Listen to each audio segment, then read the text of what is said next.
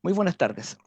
En nombre de la Facultad de Ciencias Jurídicas y Sociales de la Universidad de Concepción, Campus Chillán, de la Escuela de Ciencias Sociales de la Universidad O'Higgins y de su Instituto de Ciencias Sociales, damos la más cordial bienvenida a todas y todos y agradecemos la participación de quienes se encuentran conectados en este seminario virtual que se ha intitulado El derecho a la educación en la nueva Constitución.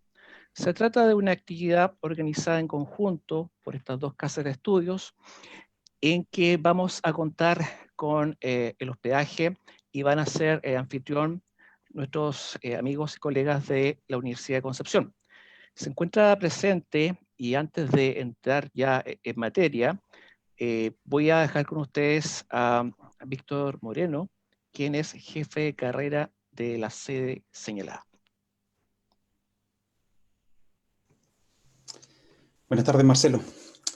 Bueno, en nombre de la Facultad de Ciencias Jurídicas y Sociales de la Universidad de Concepción, carrera de Derecho Campus Chillán, en el contexto, como tú bien decías, de nuestro 15º aniversario, le damos la más cordial de la bienvenida a todos al seminario titulado El derecho a la educación en la nueva Constitución. Esta actividad es realizada en conjunto con la Escuela de Ciencias Sociales de la Universidad O'Higgins y su Instituto de Ciencias Sociales, a quienes agradecemos el interés de llevar a cabo la presente actividad, esperando que el éxito de la misma nos permita seguir en el mismo sendero. La educación y la libertad de enseñanza son derechos recogidos en nuestra actual Constitución, con los cuales, como bien sabemos, han sufrido un gran debate a la hora de determinar la extensión y aplicación de los mismos. Tales derechos, dados los tratados internacionales vigentes, de manera alguna van a quedar fuera del debate constitucional en curso. Por ello, no es posible que un tema tan relevante no sea abordado por nuestros roles formadores que tenemos, y es justamente eso lo que nos mueve en la presente actividad a ambas casas de estudio. Tema que, sin duda, más allá de los ideales que pueda tener cada uno, representa un gran desafío como nación abordarlo de forma responsable. Así, el presente seminario abordará temáticas relacionadas desde la evolución histórica del derecho, como las problemáticas, desafíos y conclusiones que se puedan plantear al respecto. En tal sentido, agradecemos nuevamente a los expositores que se presentarán el día de hoy, los cuales nos van a ilustrar sobre la materia. Sin más, le devuelvo la palabra al jefe de la carrera de Derecho de la Universidad de O'Higgins, el profesor Marcelo Acuña. Muchas gracias, Víctor. Esperemos que esta sea la primera de un sinnúmero de actividades que podamos realizar en conjunto. Pues bien, vamos entrando en materia. Esta tarde contamos con la presencia de 4 expositores, los cuales se van a referir a este tema central de la educación como considerado como derecho dentro del contexto de este debate constituyente. Ya sea si es que estimemos la educación como un privilegio, como una obligación, como un derecho fundamental, o incluso por algunos como un bien de consumo, lo cierto es que es un tema que siempre tiene que estar siendo revisitado, por cuanto tiene una serie de aristas. Por ejemplo, desde el punto de vista individual, permite el desarrollo pleno de la personalidad, la adquisición de conocimientos que le permita el mayor desarrollo posible. Pero también visto de una perspectiva social, es vital para el desarrollo económico, social y cultural de una nación. La misma UNESCO, por ejemplo, señala que la educación es un derecho habilitante que permite que aquellas personas que se encuentren en una situación económica desmejorada puedan salir de ese estado, además sirviendo como un elemento que rompe las brechas de género. Este concepto, este fenómeno de la educación en nuestro texto constitucional vigente está recogido en 2 disposiciones que abarcan, por una parte, el derecho y, por otra parte, la libertad de enseñanza. Teniendo entonces en cuenta esta centralidad, la importancia del tema y habiéndose abierto esta instancia histórica para debatir este tema dentro del marco de la elaboración de la nueva Constitución, hemos querido entonces aunar esfuerzos para presentarles a ustedes una exposición completa que abarque una serie de aspectos que dicen todo entonces en relación con este gran derecho. Vamos a comenzar esta jornada de exposiciones con las palabras del profesor Alfonso Enríquez. Alfonso es licenciado en Ciencias Jurídicas y Sociales por la Universidad de Concepción. Es doctor en Derecho de la Universidad de Chile y además magíster en Filosofía Moral y Ética de la Universidad de Concepción. Con ustedes, Alfonso Enríquez. Muchas gracias, Marcelo, por la presentación. ¿Cómo se escucha? Bien, ¿no es cierto? ¿Sí? ¿Todo bien? Ya. Bueno, muchas gracias a Marcelo, muchas gracias al profesor Sebastián, con quien hemos organizado esta actividad, que esperamos sea del agrado de todos ustedes, y muy especialmente un agradecimiento a las expositoras que aceptaron la invitación para poder exponernos e ilustrarnos con sus conocimientos. En mi caso, esta presentación tiene dos objetivos. Por un lado, aspiramos a ofrecer una visión general sobre las principales transformaciones que ha experimentado el derecho educacional chileno durante las últimas décadas. A este respecto, me voy a centrar esencialmente en tres hitos relevantes. En primer lugar, voy a analizar una pincelada los cambios que se instauraron durante la dictadura, colocando el énfasis en aquellas transformaciones estructurales que van a marcar la discusión posterior. Luego voy a hacer una mención a los elementos de continuidad que van a caracterizar a los primeros gobiernos de la concertación. Finalmente voy a reflexionar acerca del alcance de las modificaciones que se introdujeron durante los dos mandatos de la expresidenta Michelle Bachelet. Conocer esta evolución es clave para el debate constitucional que se está iniciando, puesto que nos ayudará a determinar cuáles son los orígenes del actual sistema que tenemos en nuestro país, sus puntos más problemáticos y las razones que sin duda justifican las críticas que se le han formulado. El segundo objetivo consistirá también, en una pincelada, una vez más, en ofrecer una propuesta de cambio para la nueva Carta Fundamental que recoja muchas de estas transformaciones, pero que también vaya un paso más allá, en el sentido de abrir el espacio para diseñar un sistema educacional bajo nuevos principios. Comencemos. Voy a poner aquí el cronómetro. Primer hito. Las transformaciones que se introdujeron durante la dictadura en general buscaron dos objetivos. En primer lugar, el de reducir el papel del Estado en el ámbito educacional y entregar a los privados un rol más protagónico como prestadores del servicio educativo. En este sentido, el cambio más importante, sin duda, muy conocido, fue la creación de un nuevo sistema de financiamiento consistente en un mecanismo de subvención a la demanda vía voucher, la subvención. En la práctica, esto significaba que el Estado se comprometía a entregar a los sostenedores, fuesen públicos o privados, un determinado monto mensual por cada alumno que asistiera efectivamente a clases. La idea era incentivar la inversión particular en nuevas escuelas y fomentar la competencia. No nos olvidemos de esa palabra, la competencia entre establecimientos, fuesen públicos o privados. Para crear este modelo de provisión, la autoridad extendió el ámbito de protección de la libertad de enseñanza, procedió a flexibilizar el currículum y creó un sistema universal de evaluación de logros de aprendizaje que sirviera como parámetro para evaluar la calidad de la educación que entregaban los distintos oferentes. El objetivo resultaba claro: terminar con el monopolio público de la educación y alentar la expansión correspondiente de los privados. En este contexto, la idea de un Estado docente resultaba contradictoria. En efecto, la función del Estado en el periodo previo a la dictadura estaba ligada a la idea que la administración era la principal obligada en materia educacional y por tanto que sobre ella recaía el deber de crear la oferta pública correspondiente a dicho mandato. Sin embargo, en este nuevo sistema, si el monto de la subvención se entregaba sin discriminación, esto es, sin tomar en cuenta si el sostenedor era público o privado, entonces expandir la educación pública supondría atentar en contra de los objetivos que buscaba la dictadura con la instauración de este sistema. Por esta razón, y para evitar distorsiones en este nuevo mercado, acuérdense de las expresiones competencia, mercado, las autoridades decidieron traspasar la administración de los establecimientos públicos desde el Ministerio de Educación hacia las municipalidades. Esto permitiría una gestión más eficiente de los recursos y acercar la gestión hacia las necesidades y realidades locales.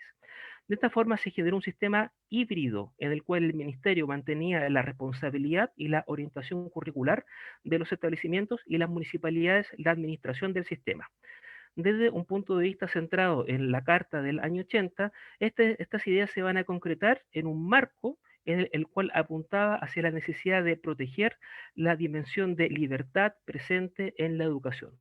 Por su parte, la antigua LOCE va a terminar por concretar esta concepción. Así, por ejemplo, se estableció que el Estado tenía el deber de asegurar de manera especial la libertad de enseñanza, guardando silencio con respecto a la obligación de garantizar el derecho a la educación. Segundo hito.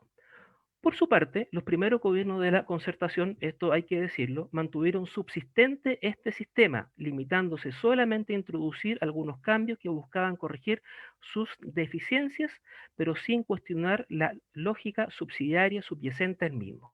En este sentido, estos gobiernos avanzaron en dos líneas de acción. Por un lado, buscaron mejorar la equidad del sistema y reducir la desigualdad y los problemas de acceso mediante el desarrollo de algunos programas dirigidos a los sectores más vulnerables. Son muy conocidos el programa MS Básica o el programa de las 900 escuelas, por dar un ejemplo de varios más. Mientras que por el otro se trató de mejorar la situación de los docentes y los problemas relacionados con su formación. Ahí tenemos, ¿no es cierto?, el estatuto docente. Durante esta época se introdujeron además dos cambios relevantes, la jornada escolar completa y el sistema de financiamiento compartido, este último que va a aumentar y profundizar la segmentación del sistema educacional chileno. Ahora bien, nos vamos a saltar varios años. Durante el año 2006, los estudiantes secundarios van a liderar una serie de marchas enarbolando como bandera la derogación de la LOCE, el fin de la municipalización y la introducción de cambios en el acceso a la educación superior, entre otros objetivos. Este movimiento instaló en la agenda pública la necesidad de abandonar el modelo impuesto durante la dictadura, exigiendo modificaciones estructurales que permitieran avanzar hacia un modelo en el cual el Estado tuviese un rol mucho más protagónico. Para responder a esta crisis, el primer mandato de la presidenta Bachelet impulsó algunas transformaciones relevantes. La más importante, sin duda, fue la dictación de la Ley General de Educación, que vino a reemplazar la antigua LOCE. Sin embargo, esta ley, la LEGE, consolidó la existencia del sistema mixto de educación formado por colegios particulares que recibían fondos públicos y establecimientos de dependencia municipal. Otro aspecto importante fue la transformación del Consejo Nacional de Educación y la creación de dos nuevas instituciones destinadas a asegurar la calidad y el cumplimiento de esta normativa. Me refiero a la Agencia de Calidad de la Educación y la Superintendencia de Educación. Sin embargo, a pesar de estos cambios y a pesar de la presión de los estudiantes, la normativa en estudio no modificó de manera sustancial el modelo educacional chileno, puesto que mantuvo, por ejemplo, el sistema de financiamiento vía subvención, el copago y la posibilidad de establecer mecanismos de selección escolar, entre otros. Esto generó otra ola de manifestaciones, como todos seguramente pueden recordar, años después. Aquí entramos al tercer hito. La urgencia de contar con una reforma que se hiciera cargo de estas transformaciones constituyó uno de los ejes del programa del gobierno del segundo mandato de la presidenta Bachelet, el cual se puso como objetivo, así está más o menos en la fuente de la época, garantizar el derecho a la educación como un derecho social y terminar con su mercantilización. En este sentido, uno de sus proyectos más emblemáticos fue la llamada Ley de Inclusión. Esta ley introdujo algunos cambios importantes, siendo los más relevantes la prohibición de establecer procesos de selección en los colegios privados que reciben fondos públicos, la eliminación del sistema de financiamiento compartido y el establecimiento de una serie de condiciones para que los sostenedores pudiesen solicitar el pago de la subvención escolar, entre ellas la de destinar los recursos que recibieran por este concepto únicamente al mejoramiento de la enseñanza, evitando con ello o el lucro de la educación. Además, este proyecto, junto con este proyecto, se introdujo también otros cambios importantes destinados a mejorar la función docente. Así, por ejemplo, la normativa que se dictó en este sentido permitió avanzar hacia otorgar carácter universitario a la profesión docente, una vieja aspiración de los profesores. Estableció también nuevas exigencias para quienes optaran a estudiar estas carreras, creó un nuevo sistema de desarrollo profesional basado en tramos de desempeño y definió un mecanismo de inducción y mentoría al inicio de la carrera profesional, junto con mejorar también las remuneraciones de los profesores y otros cambios importantes. Ahora, durante este periodo, se dictó la ley que creó el nuevo sistema de educación pública. Esta normativa, sin duda, introdujo una de las transformaciones más importantes que ha experimentado el derecho educacional chileno durante los últimos años y que daría lugar para un seminario aparte para analizarla en toda su extensión y profundidad. Esta ley se propuso un objetivo muy ambicioso, a saber, sentar las bases para renovar y fortalecer la escuela pública chilena. En este sentido, esta normativa contempló la creación de 3 entidades: la Dirección de Educación Pública, los servicios locales de educación y los consejos locales de educación. Aquí lo importante, simplemente como un esbozo, los servicios locales son organismos intermedios que pasan a reemplazar a las municipalidades como sostenedores de los establecimientos de enseñanza y que asumen una serie de funciones vinculadas con la gestión de la educación y con el aseguramiento de la oferta pública en los territorios bajo su dependencia. Algunas conclusiones y propuestas de desarrollo. Para el constituyente del año 80, la prohibición del derecho a la educación se inserta dentro de un contexto más amplio dado por la idea de Estado subsidiario. Para este modelo, los derechos se entienden como límites a los poderes públicos, de manera que al Estado no le cabe más que asumir un rol pasivo. De ahí que se entrega la educación a los privados. Los primeros gobiernos de la concertación van a intentar introducir ciertos cambios, pero sin alterar la lógica del modelo. Al final, en el tercer periodo, se van a introducir transformaciones mucho más estructurales que para algunos efectivamente pudieron avanzar hacia los cambios que fueron solicitados por la ciudadanía y por los estudiantes en particular. Sin embargo, creemos que subsisten algunos problemas. El más importante, sin duda, tiene que ver con el que en este sistema el Estado no asume un rol preferente ni especial. En efecto, en la práctica, dado que la legislación mantiene la misma fórmula de financiamiento para todos los colegios, los servicios locales toman la forma de un oferente más de un mercado que sigue marcado por la enseñanza privada. ¿Pasamos de un mercado? Sí, pero uno gratuito. Falta pasar quizás del mercado gratuito a un verdadero sistema público de educación. Por tanto, en la nueva Carta Fundamental se debe establecer, como lo digo, un sistema público que disfrute de un estatus especial, con una forma de financiamiento que lo habilite para poder cumplir con el rol transformador que debe tener la educación dentro de la sociedad. En este sentido, como comentan algunos autores, la educación pública es la mejor garantía del derecho a la educación. Otras transformaciones, aquí voy terminando también, implica ver o avanzar hacia una conceptualización más compleja del derecho a la educación.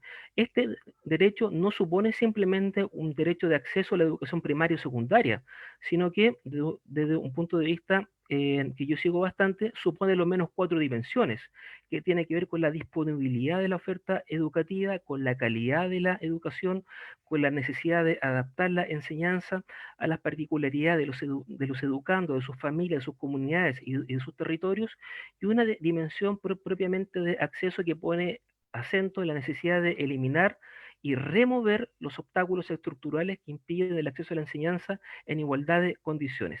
Estas facetas no se encuentran incluidas dentro del actual texto y en mi opinión al menos resultan fundamentales para poder encuadrar eficazmente el accionar de la administración en este ámbito. Finalmente, creemos que que la nueva carta también debe establecer con claridad, y esto va a ser sin duda uno de los aspectos más problemáticos, que la libertad de enseñanza no ampara solo el interés subjetivo o individual del sostenedor, sino que constituye principalmente uno de los medios de los que se puede valer el Estado para garantizar el derecho a la educación. Esto es importante dado que abre la vía para que el legislador pueda vincular el importante rol que tienen los sostenedores privados en esta materia con los fines sociales que subyacen a la idea misma de educación, permitiendo limitar su ejercicio en aras de asegurar el cumplimiento de los objetivos y de los estándares que disponga el ordenamiento jurídico en relación con la protección de los con la protección de los derechos del estudiante, que es el interés en torno al cual tendría que girar todo el nuevo entramado que se vaya a reconocer y diseñar en la nueva constitución. Muchas gracias, Marcelo. Espero no haberme pasado tanto en el tiempo. Muchas gracias, Alfonso. Fue una exposición bastante sinóptica, pero muy completa, que en el juicio abordó todos los puntos claves que nos van a servir para seguir en este análisis del tema de la educación como derecho constitucional.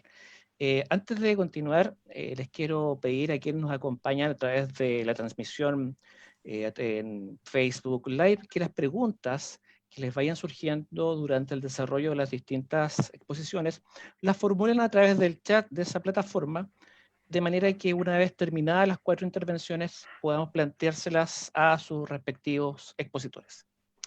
Muchas gracias entonces nuevamente, Alfonso. Nos corresponde ahora quedar con la intervención de Constanza Salgado. Ella es licenciada en Ciencias Jurídicas y Sociales de la Universidad de Chile, es magíster en Derecho con mención en Derecho Tributario y Derecho Regulatorio de la Pontificia Universidad Católica de Chile y también doctora en Derecho por la Universidad de Edimburgo. Constanza, queda a tu disposición el micrófono. Gracias, Marcelo. Gracias Sebastián y Alfonso por la invitación a participar en este seminario bien importante. El tema, yo quiero referirme a cuestiones más o menos generales en un inicio y después decantar un poco en el derecho a la educación en la nueva Constitución.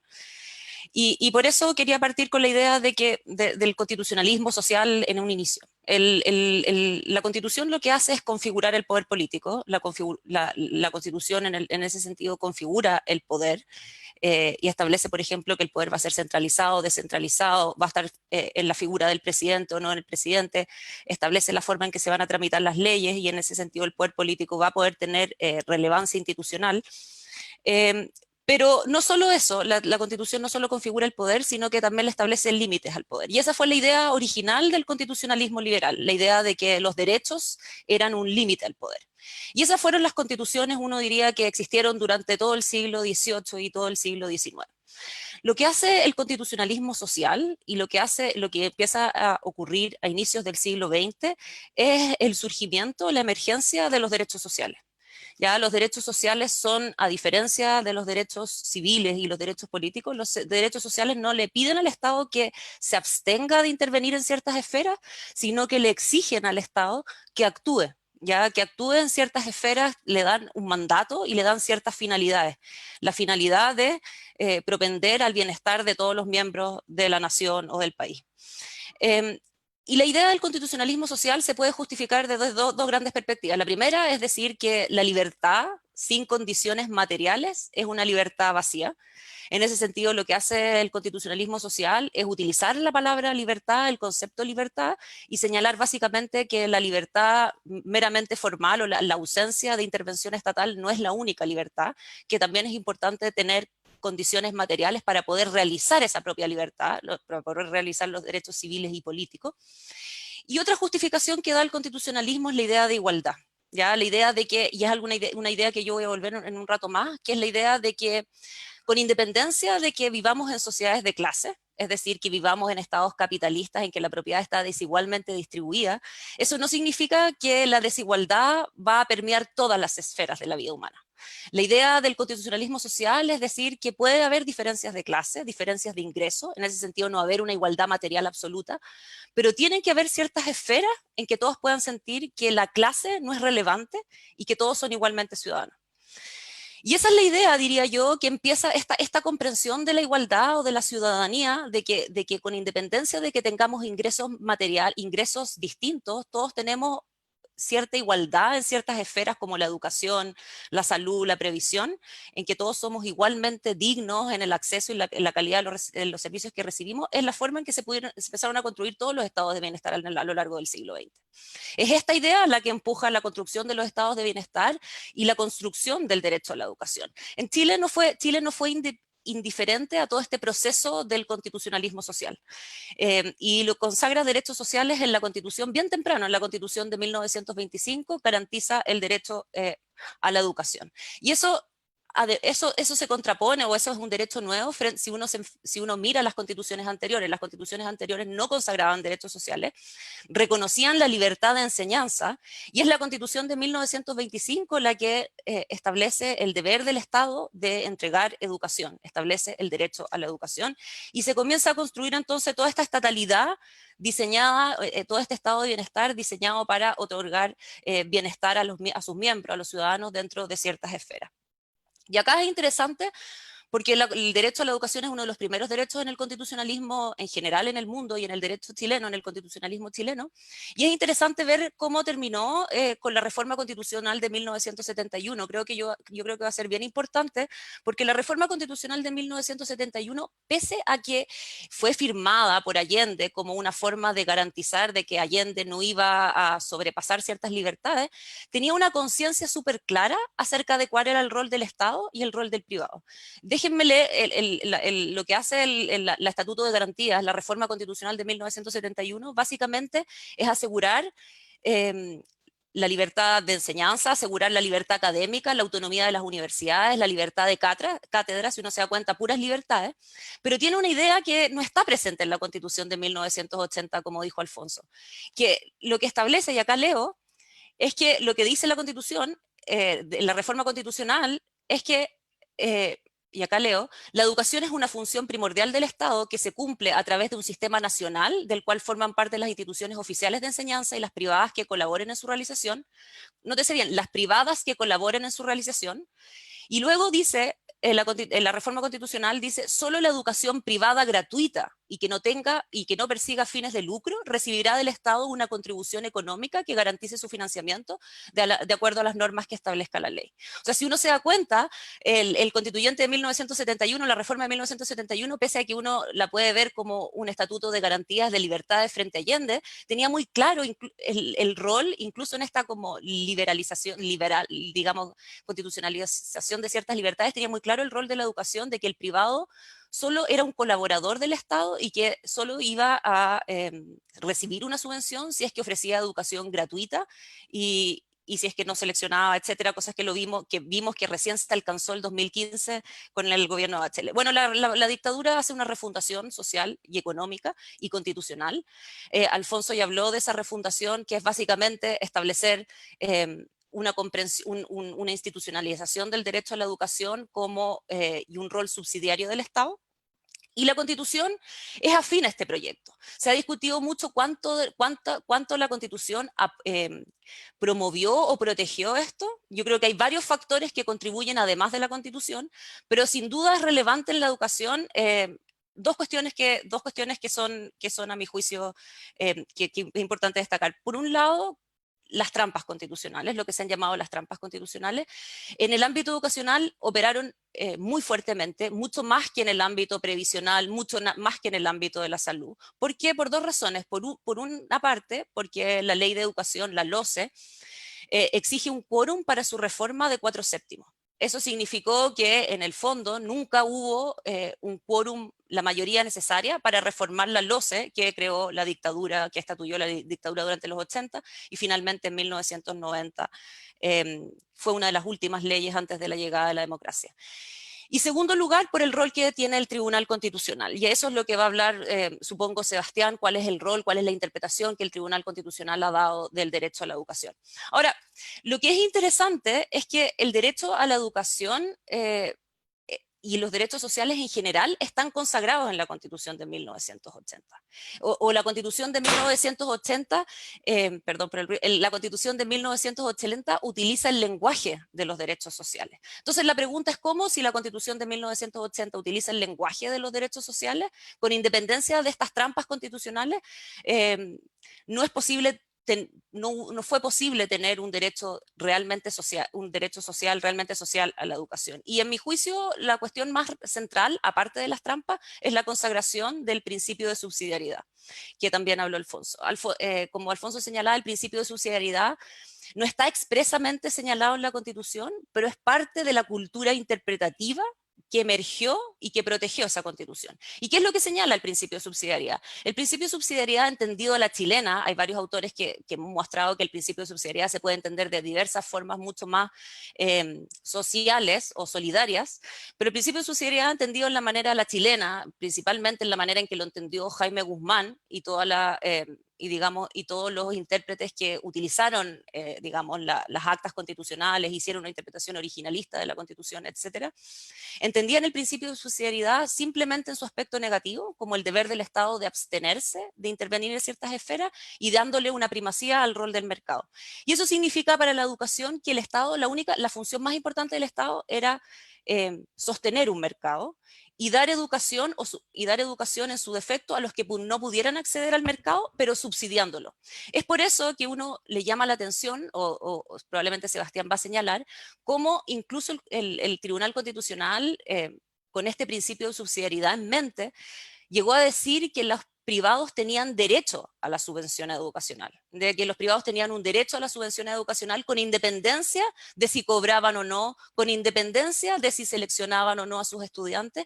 Esa comprensión, uno la puede, esa interpretación de que los privados a la subvención, solo puede ser entendida si es que uno comprende que lo que tenían en mente era un principio de subsidiariedad en que el rol del Estado principal era sostener un mercado y por lo tanto subsidiar a los particulares, y por lo tanto los particulares tenían el derecho a la subvención para entregar educación. Ahora, ¿qué es lo que puede decir el derecho a la educación en una nueva constitución? Yo creo que hay varias cosas que van a plantearse en la constitución en relación al derecho a la educación.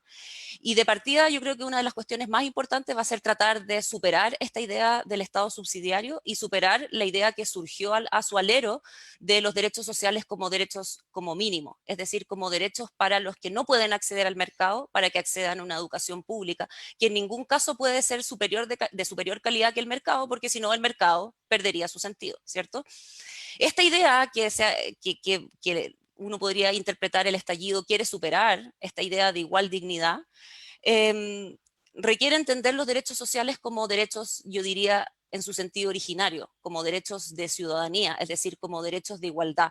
¿Qué quiere decir? Como derechos a que en ciertas esferas de la vida humana, no que todos seamos iguales en todo, sino que en ciertas esferas de la vida humana todos tengamos acceso a una educación de una igual calidad que permita que todos podamos sentirnos ciudadanos de una misma categoría, y en ese sentido uno podría interpretar la idea del estallido social como esa petición, como la idea de que todos tenemos igual dignidad y por lo tanto hay ciertas esferas en que todos nos relacionamos como iguales, y eso significa una educación y una salud y una previsión que nos abra iguales oportunidades de desarrollo. Y ahora solo para terminar, que no puse el reloj, así que díganme en cuánto voy.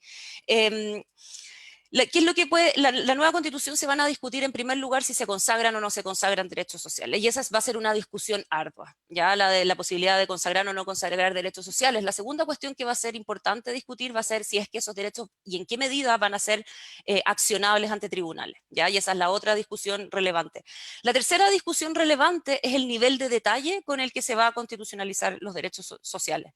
Si se va a establecer una cláusula abstracta, como el derecho a la educación, o una más abstracta aún, como que Chile es una república o un estado social de derecho, o se van a establecer niveles de detalle. Estas dos cuestiones se relacionan, la judicialización de los derechos sociales y el nivel de detalle, porque mientras más detalle tenga la Constitución, más posibilidades existen de judicializar los derechos.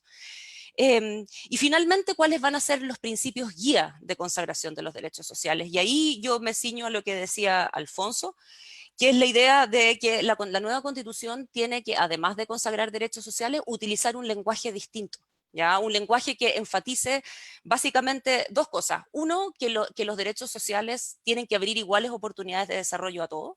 Es decir, que los derechos, en el derecho a la educación es el derecho paradigmático que a algunos abre oportunidades de desarrollo y a otros cierra oportunidades de desarrollo. En ese sentido, sería importante que la Constitución utilizara un lenguaje de igualdad de oportunidades de desarrollo. Y que enfatizara que lo importante es el rol público de la educación, ¿ya? El rol público de la educación y ese por contraposición al mercado. El rol público no necesariamente tiene que ver con que toda la educación sea provista por el Estado, pero sí tiene que ver con la idea de que la educación es una cuestión pública, que se decide públicamente, que no tiene que ver con cuánto, digamos, con el emprendimiento privado, como se ha entendido la libertad de enseñanza como un emprendimiento privado, en que el privado puede hacer lo que quiere y seleccionar, cobrar, excluir, etcétera, sino con el rol público. Y en ese sentido lo importante es que la educación se entienda que es una cuestión pública y que por lo tanto si el privado va a colaborar, el privado es un colaborador que tiene que ceñirse a esta idea de que la educación es algo público. Y finalmente, hay algo que, solo para terminar, los derechos y en ese sentido, entonces, estos dos principios, la idea del público, igual oportunidades de desarrollo. Y solo para terminar, que nuestra vista no solo tiene que estar puesta en el derecho de la educación, sino que también en la configuración del poder político. ¿Por qué? Porque si el poder político no se configura de manera eficaz, o sea, de una manera no neutralizada, es decir, si es que no hay trampas y el poder político efectivamente se puede configurar como un poder que es capaz de dar cuenta de las demandas de la ciudadanía, si es que el poder público se puede configurar así, es posible que los derechos sociales se realicen posteriormente institucionalmente. Pero si nos fijamos solamente en los derechos y en los derechos y en los derechos y dejamos de lado en la forma en que se va a configurar el poder, es posible que esos derechos se queden simplemente en la Constitución y no se realicen posteriormente. Eso. Muchas gracias, Constanza. Ha sido una completa exposición que viene a adherirse a lo que ya señalaba Alfonso, agregando aspectos conceptuales históricos bastante relevantes, revelando también las inconsistencias de la regulación del Constituyente 1980. Y rescato el último punto, esta ideología que subyace detrás de todo derecho económico social viene determinada necesariamente por la forma en que se establezca o se estructure el poder político, y es un tema bastante importante, muy interesante. Muchas gracias. Para seguir con esta ronda de intervenciones, me toca ahora dar paso a Sebastián Salazar. Sebastián es licenciado en Ciencias Jurídicas y Sociales por la Universidad Alberto Hurtado. Es máster universitario en Derecho Público de la Universidad Carlos III de Madrid y actualmente es doctorando en Derecho y Ciencia Política de la Universidad de Barcelona. Se desempeña actualmente como docente adjunto de la Escuela de Ciencias Sociales de la Universidad O'Higgins, particularmente en la carrera de Derecho. Dejo con ustedes entonces a estimado Sebastián. Muchas gracias, Marcelo. Primero que todo, saludar a todas y todos las personas que nos están viendo a través de la señal de Facebook Live. Quiero aprovechar estos primeros minutos para agradecer cordialmente a Constanza, a María Teresa por aceptar esta invitación, al equipo de organización que está detrás por parte de la Facultad de Ciencias Jurídicas y Sociales de la sede de Chillán, de la Universidad de Concepción, y también al equipo que está detrás de la Escuela de Ciencias Sociales y del Instituto de Ciencias Sociales de la Universidad de O'Higgins, lugar donde me desenvuelvo. Agradecer también a Alfonso por la complicidad de haber aceptado organizar esta actividad, para de una u otra forma darle rienda suelta a las distintas discusiones constitucionales que debemos tener al día de hoy, y también es tratar de aportar desde el punto de vista regional, como son de estas dos universidades estatales públicas, con vocaciones públicas también, de poder aportar en la discusión constituyente en el cual ya estamos inmersos y que ya prontamente tendremos el próximo año con la elección de los constituyentes. Así que en ese sentido creemos que las universidades con vocación pública, universidades públicas, debemos aportar en estas discusiones, y en ese sentido esa es la finalidad del por qué organizamos este seminario. Además, una temática sumamente importante. Yo quiero hablar un poquito ciertas cosas que han, desde un punto de vista un poco más profundo, más que nada de la profundidad, no del concepto, sino de cosas un poquito más, desarrollaron algunas ideas que Alfonso y Constanza han planteado en sus presentaciones. Particularmente yo quiero analizar cómo el Tribunal Constitucional ha entendido, ha interpretado los derechos educacionales, porque nos daremos cuenta de las tensiones existentes sobre las distintas demandas, de cómo el poder político durante mucho tiempo no se hizo cargo de estas demandas, donde cuando hubo la oportunidad de poder hacerlo, hubo una discusión muy dura al interior del Congreso, pero además esta discusión se llevó incluso a la magistratura constitucional, y ahí nos damos cuenta también de todas las complejidades que Constanza señalaba sobre cómo, y Alfonso desarrollaba sobre cómo existen dos visiones de la Constitución y cómo existe una tensión constante que esperemos que se puedan hacerse cargo en esta discusión constituyente, que es la que viene durante el próximo año 2021.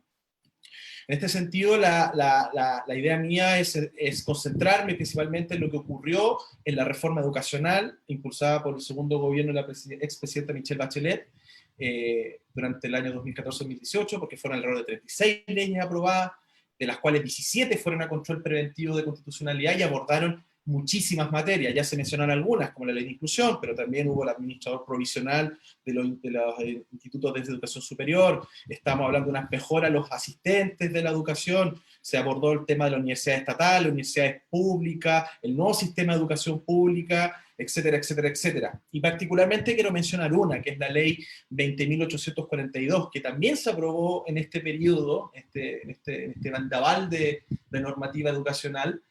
Pues esta universidad crea la Universidad O'Higgins y crea la Universidad de Aysén.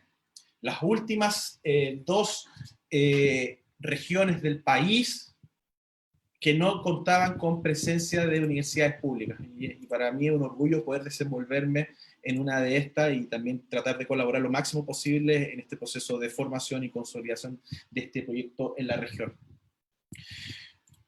Más que nada señalar de que este análisis fue realizado principalmente por mi tesis de máster de la Universidad Carlos III, y que tuve la fortuna de que la editorial Tirant lo Blanche publicó este libro, que se denomina Jurisprudencia Constitucional sobre Derechos Educacionales, Requisitos Mínimos, Límites y Regulación.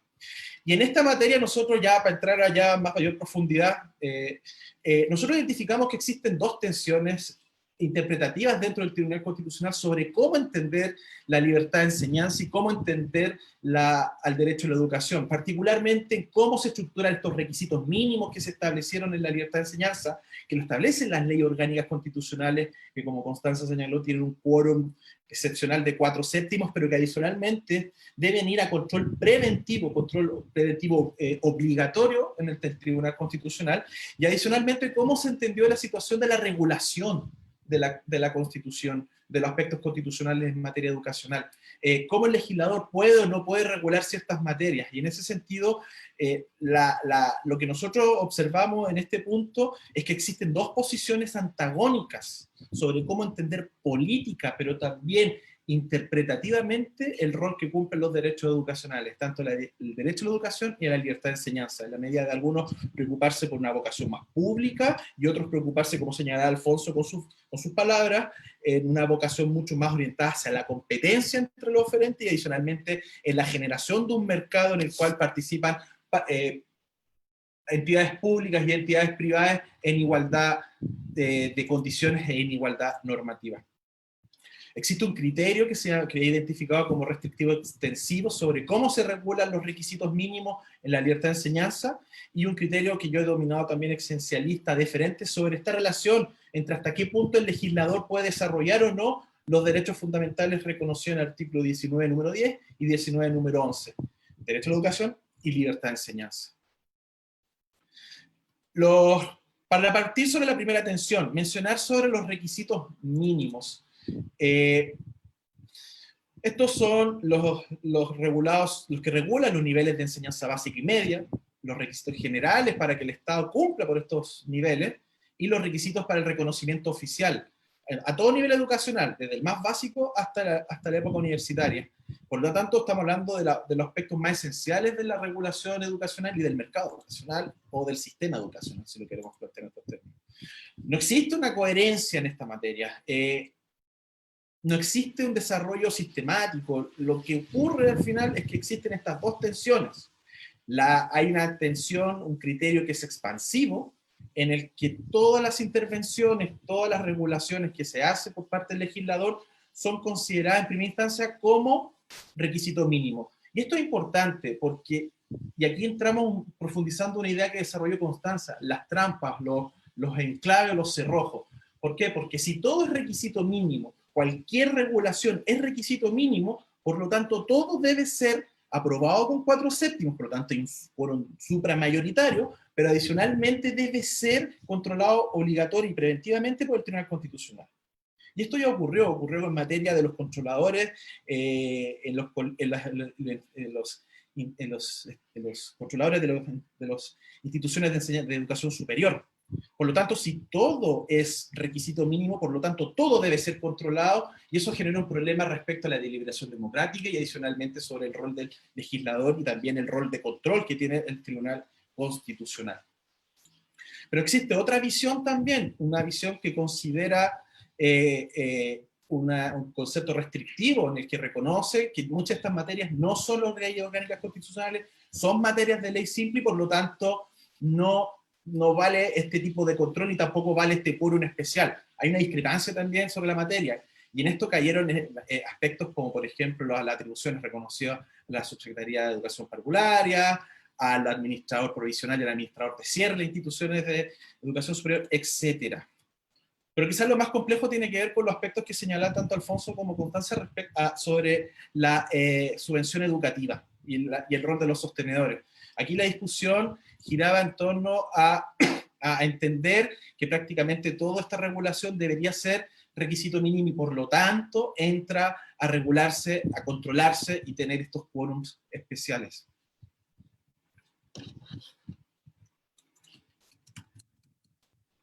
En este sentido, lo que importa también destacar en estos criterios es que aquí entra en discusión lo que señalaba Constanza respecto a este derecho, entre comillas, implícito que se le reconoce al sostenedor, al titular de la libertad para abrir, organizar y mantener un establecimiento educacional, como que si fuese requisito mínimo. Entonces, cualquier regulación que abordase eso sería requisito mínimo, por lo tanto estarían aplicándose las trabas y los cerrojos que hemos identificado. En ese sentido, la posición del tribunal que establece un criterio restrictivo simplemente sostiene que esto no es así, que son actividades de fomento y que son materias de ley común. Por lo tanto, aquí tenemos una discusión sobre hasta qué punto tiene un rol el legislador de poder regular, hasta qué punto la deliberación democrática juega, y además entenderlo con la interacción de los otros elementos o cerrojos. Piensen, ya no existen los senadores designados, ya no existe el sistema binominal, pero cuando existieron, generaron de verdad profundas trabas para un proceso de reforma y para un proceso de democratización de determinados mercados y determinados ámbitos vinculados a derechos sociales. Quizás lo educacional es lo más paradigmático, porque, como señala Alfonso, efectivamente nosotros vimos las demandas de los movimientos universitarios durante los 80, vimos los pingüinos, los estudiantes secundarios durante el 2006, y hay nuevamente los estudiantes universitarios durante el 2011 en adelante. Por lo tanto, ha tenido mayor visibilidad y muchas de esas demandas calaron profundo en la sociedad chilena, más que nada por el afán meritocrático que tiene la educación. Pero, como les digo, o sea, desde el punto de vista de la institucionalidad política de esta sala de máquinas no hubo una adecuada respuesta. Y esto se condice, por ejemplo, con la segunda tensión que yo identifiqué, que tiene que ver sobre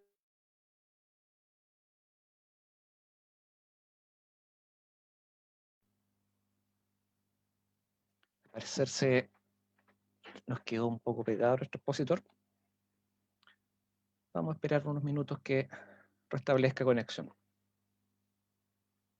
Les aprovecho de recordar a quienes participan y están conectados a través de Facebook Live que, por favor, las preguntas las vayan formulando para poder nosotros hacerlas llegar a los expositores al final de sus respectivas ponencias.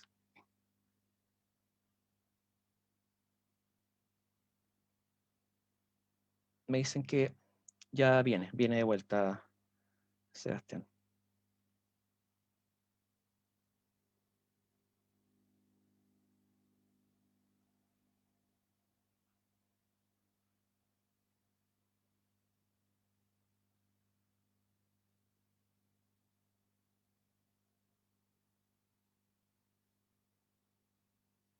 Les quiero recordar también, viene, ya. Ahí volví. Bueno, quiero pedir las disculpas del caso, en lo que hay, lamentablemente la tecnología funciona así, pero bueno. Solamente les quería preguntar hasta dónde quedé, para ver si tengo que repasar o no. Marcelo. Sí. Entonces sigo. Entonces, Sí, continúa. lo que quería desarrollar era esta segunda tensión, esta segunda idea referente a hasta qué ámbito puede o no regular el legislador los derechos educacionales, más considerando que existe un mandato de regulación que establece a través de una ley orgánica, que se establece en el inciso final del 19 número 11, bueno, hasta qué punto el legislador puede regular o no, hasta qué punto se defiende una determinada concepción o una determinada forma de entender los derechos educacionales, libertad de enseñanza y derecho a la educación. Y en ese sentido, hay una visión esencialista que mantiene una oposición a la deferencia, establece una intensidad evita una intensidad regulatoria y recurre a los límites del principio de subsidiariedad y particularmente a la autonomía de los cuerpos intermedios, y existe un criterio restrictivo que considera la deferencia al legislador y cree la importancia de que sea este el organismo, el poder del Estado que regule de una u otra forma la normativa legal y administrativa sobre la materia. Y en este sentido, hay una interacción sobre el concepto, sobre la idea sobre la teoría absoluta, sobre el contenido esencial de los derechos, la teoría relativa sobre el contenido esencial de los derechos. Aquí me baso en un artículo que publicó la profesora Constanza Salgado hace un año atrás en su manual de derechos fundamentales, que es muy ilustrativo para poder entender esta materia. La discusión sobre los límites internos de la libertad de enseñanza, cómo se comprende el principio de subsidiariedad, etcétera, etcétera, etcétera. Por lo tanto, cualquier modificación que afectase estas materias son consideradas inconstitucionales. Por lo tanto, cualquier regulación del legislador afecta el contenido esencial del derecho de abrir, organizar y mantener un establecimiento educacional. Y que los únicos límites son los que establece la misma norma constitucional, conceptos jurídicos determinados como la moral, las buenas costumbres, el orden público y la seguridad nacional. Aquí cae la situación del lucro, la prohibición de nuevos colegios, subvencionar determinadas zonas, la regulación del financiamiento público, los sostenedores, y nuevamente este derecho implícito a la subvención educativa. Todos estos elementos, por esta visión más limitante, son considerados inconstitucionales. A su vez, la posición contraria, que cree más en el test de proporcionalidad, cree en la ponderación de los derechos fundamentales, cree en el ejercicio de la potestad legislativa y cree en un concepto de teoría relativa sobre el contenido esencial de los derechos, reconocen que estas materias pueden ser reguladas por el legislador y que no existen trabas o límites sobre la materia. Por lo tanto, muchas de estas materias que reguló, por ejemplo, la ley de inclusión, como mencionó Alfonso, son constitucionales y no generan ningún inconveniente sobre la materia. Ya como para ir cerrando esta idea, ¿por qué me interesaba plantear estas tesis? ¿Por qué me interesaba reflejar estas posiciones antagónicas que se desarrollaron en la reforma educacional? Como les digo, 30 y tantas leyes aprobadas, más de 17 de estas pasaron a control preventivo y obligatorio del Tribunal Constitucional, porque al final del día muchas de estas materias fueron resueltas por empates técnicos. Si no fuera por el voto de calidad de un ministro que ejercía la labor de presidente, a lo mejor sí se declaraba constitucional o inconstitucional determinadas materias.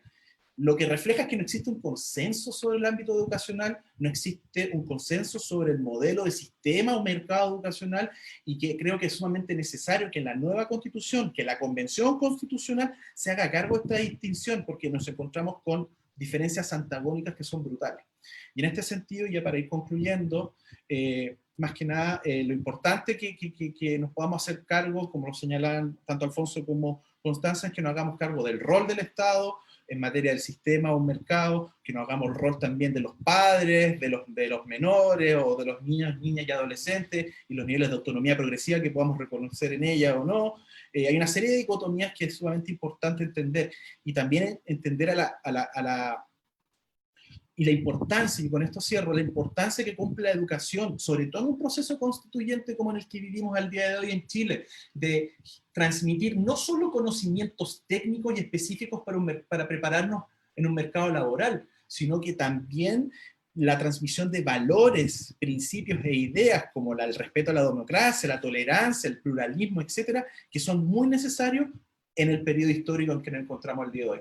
Muchísimas gracias a todas y todos. Lamento la interrupción, pero bueno, esos son los inconvenientes que tenemos con la tecnología. Así que muchísimas gracias y les pido nuevamente disculpas. Agradecemos a Sebastián, y bueno, la interrupción entendemos que ya es una cosa cotidiana, así que no hay de qué preocuparse. Rescato de la intervención de Sebastián en la claridad con la que planteó estas tensiones interpretativas, en la forma en que se ha regulado este derecho a la educación, y también preguntarnos un poco cuál va a ser el tipo de norma en que bajo el nuevo ordenamiento constitucional se va a recoger esta reglamentación de este importante derecho. Muchas gracias nuevamente, Sebastián, y también un reconocimiento especial por haber estado a cargo de la organización y coordinación del evento. Para ir cerrando, nos corresponde escuchar la exposición de María Teresa Rojas. Ella es licenciada en Historia y profesora de Historia y Geografía de la Pontificia Universidad Católica de Chile, doctora en Ciencias de la Educación de la misma Casa de Estudios, y ello con cotutela de la Universidad René Descartes París 5. Actualmente se desempeña como profesora asociada del Departamento de Políticas Educativas de la Facultad de Educación de la Universidad Alberto Hurtado. María Teresa, te escuchamos. Buenas tardes y muchas gracias, y doble gracias porque además no soy del ámbito del derecho, sino la educación. Entonces me gustaría quizá cambiar el tono narrativo, pero no la preocupación y el foco. Y compartir con ustedes un trabajo que hemos venido haciendo desde diciembre del año pasado y enero de este año en la Universidad Alberto Hurtado, en el que nos ha acompañado justamente Sebastián Salazar, entre profesores, estudiantes, y que tiene distintas fases. Lo que nos propusimos es esta discusión que ustedes con tanta claridad han presentado. ¿Cómo se podría plasmar en ideas concretas que podrían participar del debate constituyente en materia de educación? Y para eso lo que hicimos fue conversar, deliberar, estudiar otras constituciones, entender bien los alcances jurídicos, ¿verdad?, de lo que ustedes están explicando, pero también escuchar al medio. Bueno, ¿qué es sobre todo lo que el sistema escolar y educativo chileno está clamando desde distintas posiciones, situaciones y lugares? Y es por eso que partimos proponiendo 10 ideas para pensar la educación en una nueva constitución, y eso ha desencadenado una serie de conversatorios, cabildos. Actualmente estamos haciendo una encuesta. Lo que más nos interesa decir es que para pensar la educación en una nueva constitución hay que deliberar, hay que discutir, hay que escuchar. Y este ejercicio nos llevó a hacer esta propuesta preliminar que está en revisión y que creo recoge parte esencial de lo que los expositores que me antecedieron han puesto sobre la mesa. Y me gustaría compartir un documento que hemos hecho, lo voy a dejar abierto, bueno, es abierto para todo el mundo, pero para enfatizar cuáles de estas 10 ideas o de estos 10 principios nos parece que son esenciales de discutir. Entendemos que no va a ir todo en la Constitución, por más maximalista que sea, las constituciones igual parafrasean cosas más genéricas, pero dado que nos interesa alimentar un contenido, es que hicimos esta versión más extensa. Y en las 10 ideas me voy a detener justamente en aquellas que han tratado los panelistas hoy día, este es el documento, para poder decir cómo nosotros en esta comunidad de debate las parafrasearíamos, ¿ya? Sin duda, decir primero que la educación es un derecho fundamental de la persona e implica un proceso de enseñanza y aprendizaje. Y a diferencia de lo que los presentadores que me han precedido han dicho, yo ahora voy a poner esta dimensión más sensible para el campo educativo, que son todos los adjetivos que nos gustaría que estuvieran presentes en este derecho y que a la vez expresan las críticas que existen no solamente a la manera en que la Constitución ha limitado el derecho a la educación, sino también la manera en que la Ley General de Educación, ¿verdad?, la LGE, y toda la legislación que se deriva de ella, han creado un sistema de aseguramiento de la calidad educativa en Chile que constriñe una concepción más integral, más amplia y no solamente centrada en una lógica de estandarización. Por eso, a la luz de esta revisión que hemos hecho de otras constituciones, pero sobre todo de lo que creemos se debate hoy día en el sistema escolar, es que parafraseamos frases así: es un derecho de la persona que implica un proceso de enseñanza y aprendizaje, que se desarrolla a lo largo de toda la vida, que promueve habilidades, conocimientos y valores y que tiene fines, ¿verdad? Y esos fines apuntan al desarrollo personal, a la contribución responsable, solidaria, democrática al bienestar social, siempre en respeto a los derechos humanos, las libertades fundamentales, la diversidad, la justicia social y el cuidado activo del medio ambiente. Sé que es largo, pero ¿qué es lo que queremos discutir con este punto y ofrecer al debate y a la deliberación, ¿verdad?, de las semanas, de los meses que vamos a vivir el año 2021? Es que el derecho a la Constitución, el derecho a la educación, no es un derecho a una educación abstracta, es a un tipo de educación. y que dado que las constituciones expresan sentires, desafíos, necesidades contemporáneos, históricos de los grupos que las producen, y hoy día, ¿verdad?, enfrentados al desafío que efectivamente la podamos redactar entre más manos y no solamente entre las élites, los temas de derechos humanos, de justicia, de cuidado del medio ambiente, se repiten permanentemente en las discusiones. No es una educación neutra, es una educación con adjetivos, con apellidos, con intencionalidades.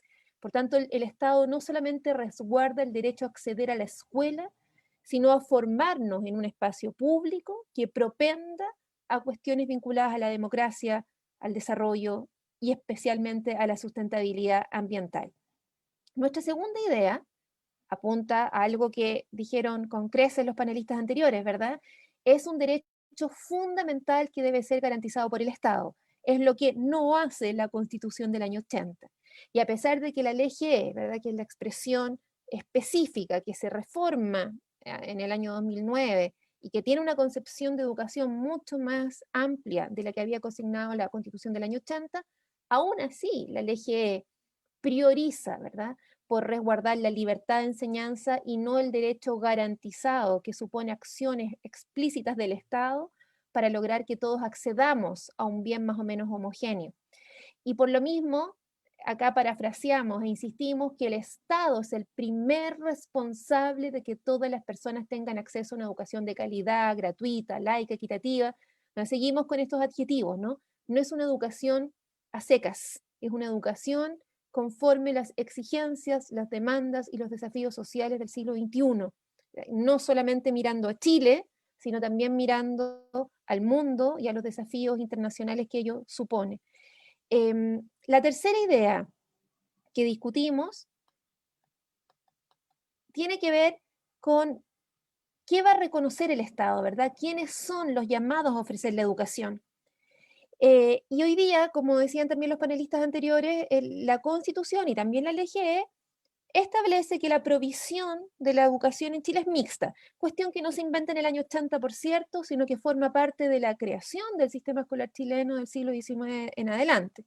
Pero lo propio de la Constitución del año 80, ¿verdad?, es legitimar un mercado activo que compite, ¿verdad?, con el Estado por los estudiantes. Entonces, lo que decimos acá, creemos que hay que discutir que independiente de la dependencia, ¿verdad?, de quién sea el oferente, todas las escuelas privadas pagadas, privadas particulares subvencionadas o públicas, deberán cumplir con los fines de la educación a través del resguardo de la equidad, la diversidad, el respeto y lo que veníamos parafraseando antes. Y acá nos parece un punto de quiebre con la Constitución del 80. La Constitución del 80 lo que hace es establecer el derecho del sostenedor a crear escuelas, a emprender, y resguarda esa libertad de enseñanza, no la libertad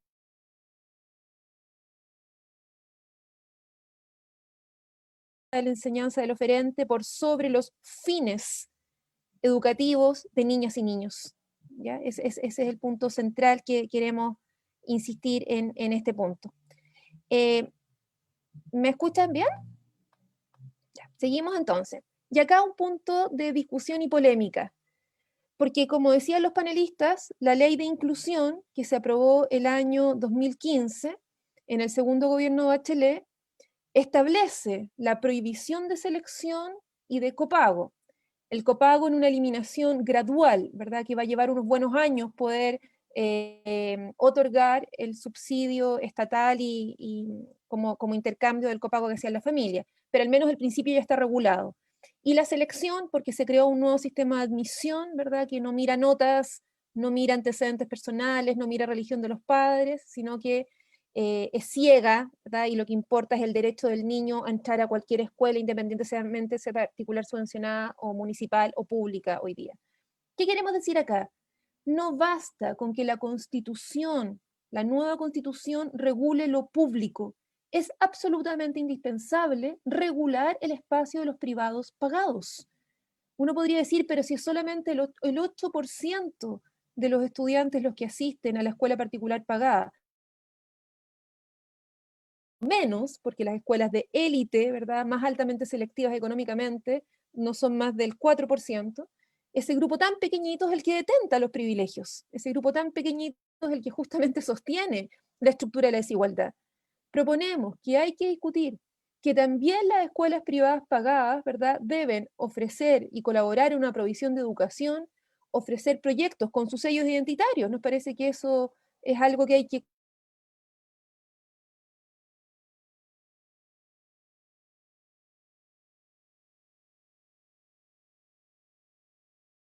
privado el que se antepone al ideario público de ser educado, ¿ya? Y por lo mismo nos parece que tenemos que discutir si hoy día es legítimo eliminar el derecho de los privados pagados a seleccionar arbitrariamente a sus estudiantes. Si hay algo indigno de la Constitución del 80, desde mi punto de vista, a lo mejor acá los juristas me van a corregir, es que patentiza, legitima el derecho de los sostenedores a excluir a los niños. Eso es lo que hizo Chile en los años 80 en adelante. Es decir, el sostenedor es anterior al derecho del niño y la niña a poder entrar a la escuela. Y esto sigue siendo tremendamente latente en el mundo privado pagado. El mundo privado pagado tiene el derecho de exclusión a los niños, y se supone que los tratados internacionales que Chile ha firmado sostienen que lo primero es el derecho a que un niño y una niña no sea excluida. ¿Discutiremos eso en una próxima constitución? Yo quiero subrayar que este ha sido un tema bien polémico, y quiero insistir que nos parece que no basta con configurar constitucionalmente un sistema de educación público sin regular los principios de funcionamiento del sistema privado pagado. Nos parece que eso es clave en este punto. Sigo con la cuarta idea. Voy a pasar a la quinta por razones de tiempo, ¿ya? Pero que es un poquito insistir en lo mismo. Fines. Discutamos cuáles van a ser los fines del sistema educacional. La Constitución del 80 dice muy poco sobre eso. Quizá, si entiendo bien lo que ustedes pusieron antes, porque lo que importaba era decir que el Estado no se metiera, ¿no? Dice que operará la libertad de enseñanza sin otro perjuicio, ¿verdad?, de ir en contra de las buenas costumbres, de la moral, que eran dispositivos de control ideológico también, ¿no? ¿Quién define las buenas costumbres? ¿Quién define la moral en un contexto de dictadura? Proponemos discutir que los fines de un sistema escolar educativo, ¿verdad?, expansivamente, universitario, educación superior también, en el siglo XXI tienen que ser 3 principios clave: libertad, libertad de pensamiento, de creación, de innovación, igualdad, ¿verdad? Como decía Constanza, que al menos el espacio educativo genere las condiciones de igualdad que no se expresan, por ejemplo, en materia de clases o de niveles socioeconómicos. E incluimos esta 3, que es tan debatida en el mundo educacional y no sé si también tiene tanta importancia en el mundo jurídico: el bienestar integral, ¿ya? El Estado debe garantizar a todas las personas el libre acceso a los centros de educación, parvularia, básica, secundaria, ¿verdad?, resguardando inclusión, equidad y bienestar integral. Y por eso entendemos libertad de pensamiento, que hayan opinión de distintos actores del sistema escolar en el marco de la promoción de los derechos humanos, la justicia, la democracia y el medio ambiente, ¿no? El Estado elaborará un currículum, compartimos eso, pero siempre, siempre que la evaluación de ese currículum esté en función de resguardar la libertad, la igualdad y el bienestar integral y estos fines que hemos parafraseado. ¿Qué queremos decir acá? Y no sé si es tan transparente para toda la comunidad. Queremos decir que la nueva Constitución tiene que revisar profundamente el sistema de aseguramiento de la calidad del sistema educativo chileno. Tiene que revisar profundamente el tipo de ciudadano que estamos formando en el sistema escolar y también en el sistema de educación superior. Esta lógica de estandarización con altas consecuencias, ¿verdad?, que nos lleva a homogeneizar de manera alarmante la provisión educativa en todos los niveles, es algo que pensamos que se debe revisar y entender que la formación del ciudadano del siglo XXI también tiene una dimensión emocional, integral, ¿verdad?, que tiene que ver con la felicidad, no solamente con la cantidad de conocimientos que manejamos, sino con la posibilidad de comunicarnos a través de ese conocimiento. Sexta idea, y voy terminando. A diferencia de lo que dice la Constitución de los años 80, que dice que las familias son las primeras y principales responsables de la educación, creemos que es urgente que se discuta que el Estado es el primer responsable de asegurar que ningún establecimiento educacional, parvulario o escolar discrimina, excluye, niegue el acceso a los estudiantes. Y acá hay una idea que no es solamente no es una herencia solamente de la Constitución del año 80, es una herencia de la historia del siglo XIX, del siglo XX en Chile, donde las élites, ¿verdad?, se han conformado siempre en un sistema escolar de élite, defendiendo el derecho a la libertad de enseñanza como como la facultad que tienen las familias, ¿verdad?, de transmitir los valores a sus hijos. Acá hay una discusión que es histórica, que es muy ideológica, que a inicios del siglo XX fue para defender el derecho de la Iglesia Católica. Hoy día no es solamente una cuestión religiosa, es una cuestión moral, es una cuestión sexual, pero sigue siendo muy candente. Sin ir más lejos, hace semanas atrás se rechazó el proyecto de educación sexual integral en el Congreso porque esta discusión se vuelve, ¿verdad?, a revisitar en el siglo XXI. ¿El Estado tiene derecho a educar sexualmente a mis hijos o es la familia la principal responsable al respecto? Nosotros pensamos que el principal responsable es el Estado, ¿ya? Y ya vamos a decir cómo vemos a las familias al respecto de los fines. Esto independiente que la familia, por supuesto, es la primera transmisora de cultura, pero de los fines que la sociedad consensúe respecto a lo que es la educación, nos parece que es el Estado. Voy a pasarme a la 8 para complementar lo que estoy diciendo. Las familias, las comunidades educativas y las organizaciones sociales son corresponsables y copartícipes. Esto también lo veíamos en nuestras constituciones. Así como la Constitución del 80 dice que la primera es la familia, nosotros queremos proponer que evidentemente la familia, la comunidad y otros actores de la sociedad civil son actores del proceso educativo, pero en tanto corresponsabilidad, ¿verdad? Y siempre que jueguen a favor de los fines de la educación que la sociedad determine. En fondo, es posible, y acá le devuelvo una pregunta a los juristas, ¿no?, que las constituciones establezcan que ningún actor social puede fomentar la exclusión, la discriminación, violar los derechos humanos, negar la identidad del otro. Las constituciones pueden, ¿verdad?, limitar esas conductas. Bueno, en este caso lo queremos expresar de esta manera. Y voy a terminar con la 9, la 10 es sobre investigación, ¿ya?, para el tema de la educación superior y simplemente, porque acá nos referimos más al sistema escolar en la presentación, para decir que creemos que el sistema, acá primero definimos qué es, los mecanismos de admisión, me voy a detener en este párrafo que estoy marcando con el cursor, ¿no? El Estado tenderá a la creación progresiva de un sistema de educación superior gratuito, universal. Para ello otorgará financiamiento basal a las instituciones de educación superior acreditadas y sin fines de lucro, y también lo decíamos, y entiendo que al menos mi tiempo ya pasó, para el sistema escolar. A propósito de lo que ustedes discutían, si el principio de subsidiariedad es el principio que más amarró, ¿verdad?, este desprendimiento de la responsabilidad del Estado respecto a la provisión, a los fines de la educación, y además legitimó un mercado, que eso es inédito, ¿verdad? Siempre existió la provisión mixta, pero no siempre existieron los mercados educativos. Cambiar ese principio de subsidiariedad es fundamental.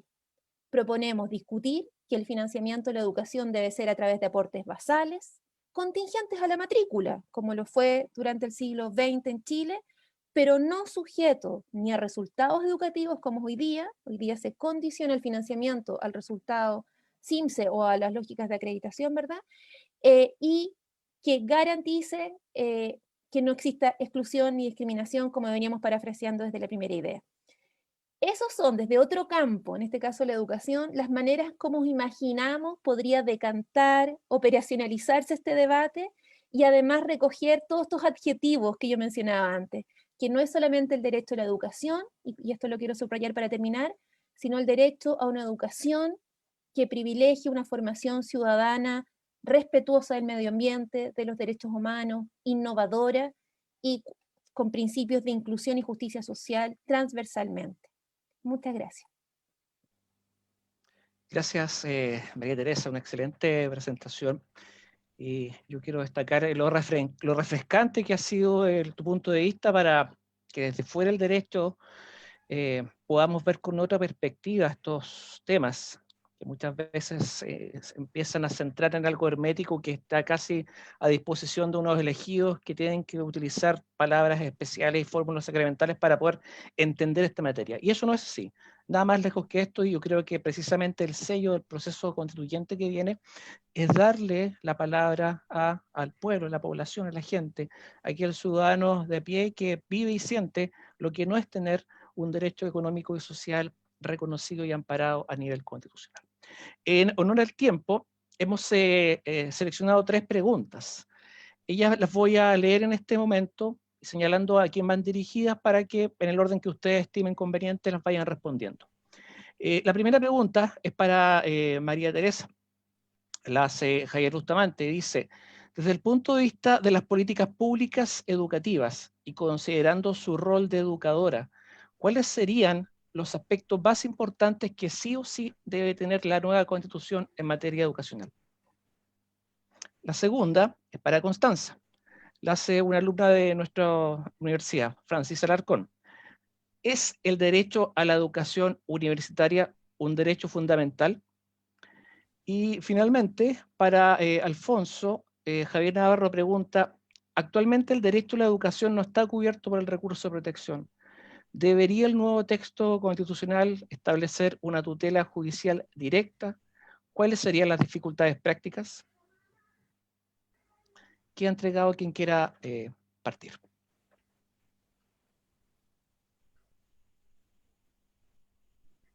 Si quieren, parto yo para Sí, por hablar favor, María más Teresa, genéricamente. ¿cómo es la Un última? poquito, Sí. vuelvo a insistir en lo que decíamos, si tuviera que decir 3, ¿no? Esa era la pregunta. Sin duda que la educación es un derecho fundamental, garantizado por el Estado. Creo que esa idea clave es esencial de insistir, y que garantiza un derecho a la educación sin exclusiones, ¿verdad? Integral, orientado a una formación integral. Yo sé que parece muy adjetivado, pero es justamente en esa adjetivación donde se especifica qué se le está pidiendo garantizar al Estado. No es solamente llegar a la escuela, eso es algo ya superado, sino las condiciones para que eso sea así. Segunda idea que me parece fundamental es el financiamiento, ¿verdad? ¿Cuál es cómo se financia el sistema escolar y cuál es el rol de financiador y de proveedor de los recursos, insistiendo en que la primera provisión y la más exclusiva y la más cuantiosa es para un sistema de educación pública. No, hoy día existe el mismo trato, ¿no? El mismo subsidio para el particular subvencionado y para el público. Creo que el financiamiento, que ha de ser basal, no orientado al subsidio a la demanda, menos aún por asistencia, como se hace hoy día, ¿no? Porque eso es muy discriminador, sino por matrícula, basal y con preferencia absolutamente para el sistema de educación pública. Y 3, insistir en el tema de los fines. Si hay algo que yo creo que la sociedad chilena tiene que discutir y consensuar, es para qué quiere las escuelas y la educación superior del siglo XXI. ¿Qué quiere que pase ahí? ¿Verdad? ¿Cuál es nuestra expectativa de realización ciudadana? Y eso implica alterar profundamente el sistema de aseguramiento de la calidad educativa que hemos creado del año 2000 en adelante, ¿no? Dicho en lenguaje escolar, si me permiten acá, es dejar de simplificar la educación, ¿no? No orientarse solamente a la estandarización, sino a darle vida a una mirada más plural, integral, artística, estética, ética, ¿verdad? Y ciudadana de la educación.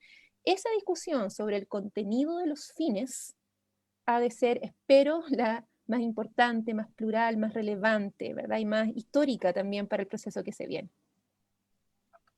Muchas gracias. Esperamos que haya quedado respondida la inquietud de aquel participante. Quisiera seguir con la pregunta que se le hizo a Constanza. En relación a si la educación superior es o no un derecho fundamental, ahí uno podría decir varias cosas. Uno, que qué son o no derechos fundamentales no es una cuestión que esté escrita en piedra. La idea, los derechos civiles son los clásicos derechos civiles, pero los derechos sociales en alguna medida son estas esferas del bienestar humano que son tan esenciales que el Estado pretende garantizar. Y en ese sentido, no hay un catálogo de derechos fundamentales, sino que es una idea que se puede ir expandiendo y se va a ir expandiendo de acuerdo a las fuerzas políticas y las luchas políticas. Primero surgió el derecho, digamos, el derecho al trabajo, el derecho a la huelga, después el derecho a la educación, pero hoy en día está el derecho al agua. Entonces, que eso no es un derecho, no es algo que pueda ser determinado conceptualmente, sino que es el resultado de una comprensión política que se empieza a ser hegemónica de cómo nos entendemos como ciudadanos y qué esferas creemos que el Estado tiene que garantizarnos con igual dignidad, etc. En relación a, y más específicamente ahora la pregunta, entonces uno podría pensar en el derecho a la vivienda, en el derecho al agua, en el derecho de los discapacitados como derecho social, el derecho a la alimentación, etc.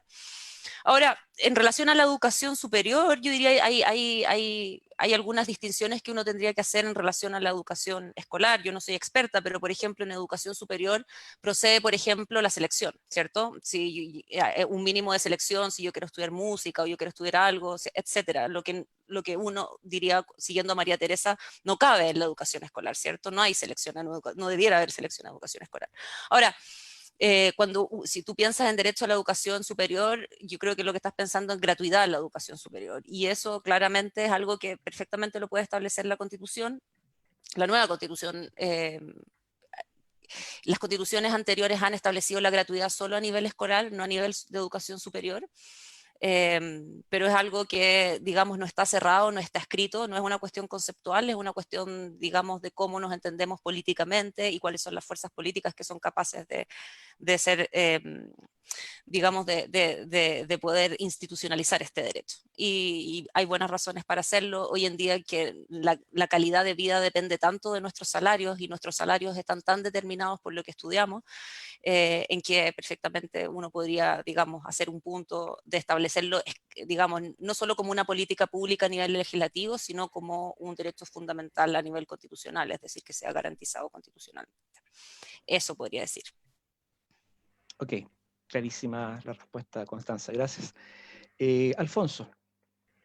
Con respecto a la tutela, ¿no es cierto? Sí. Mira, lo que pasa es que el derecho a la educación, como el resto de los derechos sociales, tienen dos dimensiones. Yo eso lo explico así.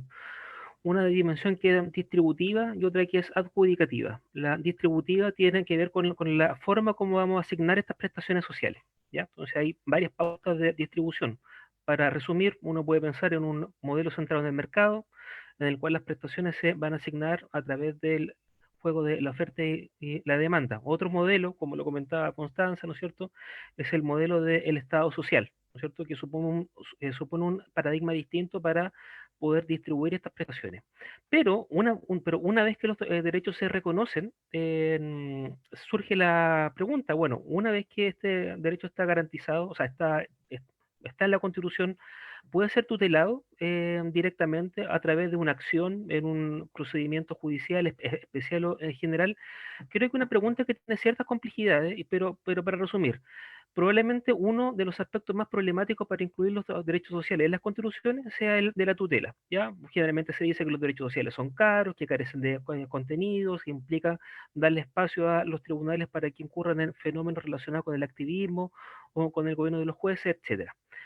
Pero si partimos de la base que todos los derechos son indivisibles, interdependientes, están en la misma jerarquía, claro, el derecho a la educación puede ser tutelable a través de un procedimiento, sea constitucional o administrativo o de otro tipo. Pero hay que tener presente una cosa que es muy importante, que es apenas cerrando, que la tutela de los derechos sociales no importan solucionar la dimensión colectiva íncita en estos derechos, ¿ya? Nosotros podemos reconocerlos a través de, o sea, lo podemos tutelar, excelente, pero que eso no nos puede llevar a la ilusión de pensar de que con eso ya hemos solucionado el problema. ¿Por qué? Porque hay muchos estudios que plantean, por ejemplo, de que quienes pueden acceder a la tutela de los derechos sociales no siempre son las personas más vulnerables o que más lo requieren.